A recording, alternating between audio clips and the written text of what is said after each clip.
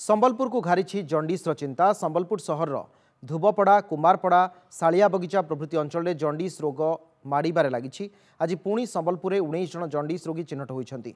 सहर में मोट 68 जन जंडीस रोगी चिन्हट होती। समस्त रोगी घरे रही चिकित्सित होती। मेडिकल टीम को बढ़ा जाई घर घर बुली रक्त नमूना संग्रह कर जार भी पॉजिटिव जनापड़ी संगे चिकित्सा आरंभ कर समस्त रोगी प्राय 14 वर्ष कम हो समस्त पिला बाहर खाद्य न देवाकू जिला स्वास्थ्य विभाग अनुरोध करिछि।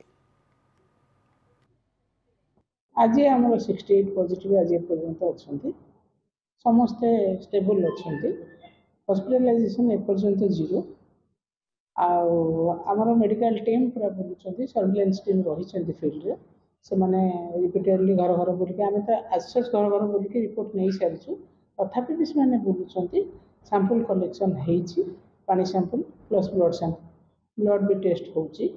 जदि किसी असुविधा बाहर आम से जन दूचे ना तुम पॉजिटिव अच्छी तेणु तुम ये अनुसार रुह आ काउनसेलिंग कराऊँच पानी फुटे पिओ हाइड्रोजन टैबलेट दिखाई सबकि काउनसेलिंग कर बुझे दिखाई कौन खाइबे कौन करेंगे केमती कले से शीघ्र क्लियर हे तेणु समस्ते बर्तमान स्टेबल अच्छा।